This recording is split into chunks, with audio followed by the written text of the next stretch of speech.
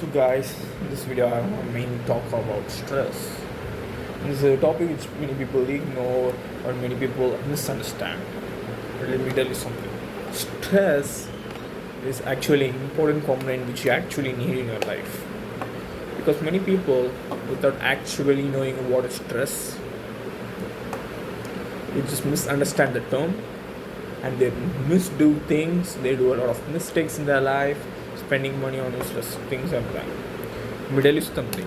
Stress is the only realm where you are going to perform better, where you are not even realizing. When you are stressed, you would perform better. You do things faster, you do things quicker, your reaction speed is higher, your cognitive function is fast. You're a completely different person during stress. So that's the reason why your performance before exam. So many people study before exam because they get tensed up, stressed, and they perform better. But let's say all the exams have ended, it's an average Sunday. No, even though if you try to focus to study, like you would have some plans, I'm going to study and get good grades after this for next exam, and you plan during the exam, which is gonna come after one day, and you have not prepared anything. You would sit there and plan, oh, I would prepare the best for the next exam. Guess what? As soon as this exam ends, you're gonna become the same lazy guy who does the same things. Because stress is a realm where you perform your best ever version. Your capabilities to do things is gonna reach up high to higher levels, and the way you do things is gonna get better. Your technique is gonna get better. Your cognitive function goes up. So stress shouldn't be denied. It's actually a huge component. It shows placebo effect, which I talked about in the previous video. That is depends upon how you take the stress. If you take stress as a simple problem, it's gonna be a problem. But if you take it as a performance booster, it's gonna be a performance booster. So use stress as a performance booster. That's what's the main component or main idea of the video. If you just want to know what it is. So main component of this video is stress is a performance booster. You're going to end up boosting up your performance if you're using stress in the right way. You understand?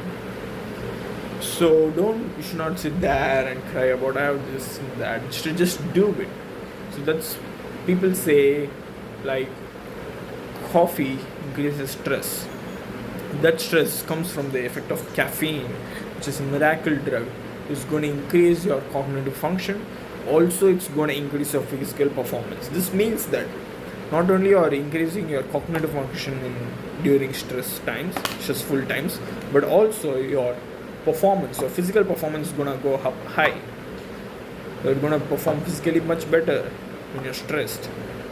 So that's why if you're a fighter, you're going to be placed in a ring where you're supposed to fight, because people are watching you. All the stress is on your eyes, energy is on your eyes. So too much of energy, a bit of extra energy that you can't handle, is actually stress.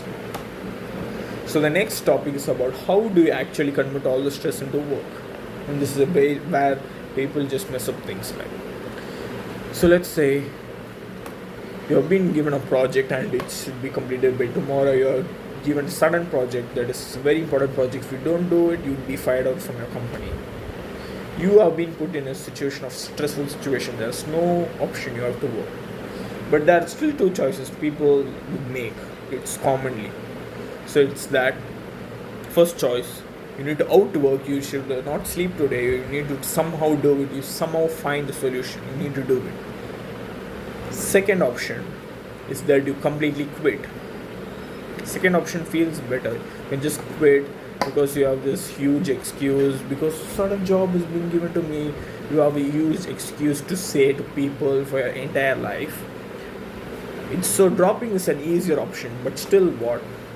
You've got that stress. Now the stress has been put on you because you have been given some work like this. Now you can't just skip this work.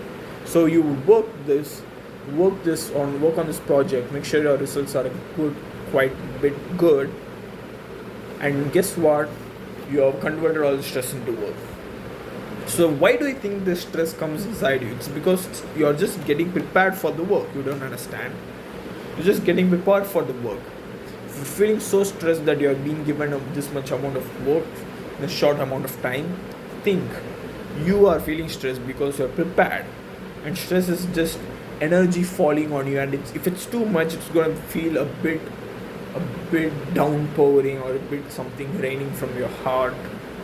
But from truly, the truth is, it's just a lot of energy on you.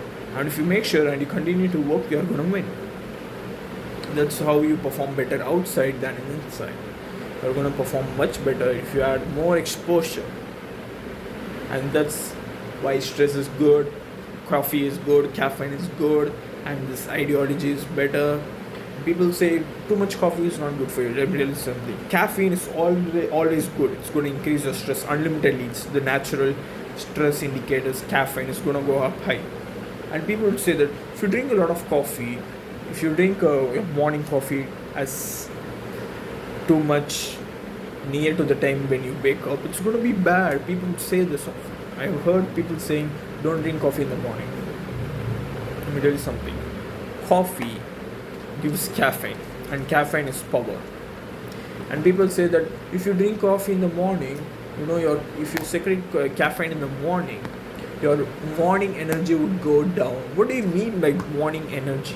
Caffeine is an additional stress increaser, and they would say that your body won't provide the natural energy signals. Instead, it would depend on caffeine. So why not the body depend on caffeine? Because anyways, you're going up in a scale. So if you're drinking coffee, your energy levels and performance is going to go up here. And every day you're drinking coffee and it's used to be here. And once you quit coffee, you feel a bit of dizzy, and you're actually in your a bit lower, but not actually as much as where you previous state. So as soon as you start drinking coffee, your performance is going to go up here. But one day, let's say you are not getting the coffee, so you're dipping down, and you'd feel a bit of like dip down or kind of sluggishness, and it's because you're being in higher levels and now you're comparatively to a lower level. It's not a crash out, and people say it's a crash out if you just behave like this. You would be needing coffee every time you wake up. You don't actually need coffee. I'm talking about plain black coffee. Milk coffee makes a different effect. It's because there are sugar and milk in it. I'm talking about plain black coffee. No sugar, no salt, no milk, no caramel and things like that. Plain black coffee is always good for you. Drink a lot of it, increase your power level, increase your performance and things like that. And metabolism is going to go high. It's a good indication you need to eat a lot of food. If you don't match up with food, it's a bit of problem because your metabolism is going to high. You might become skinny if you're a hard gainer.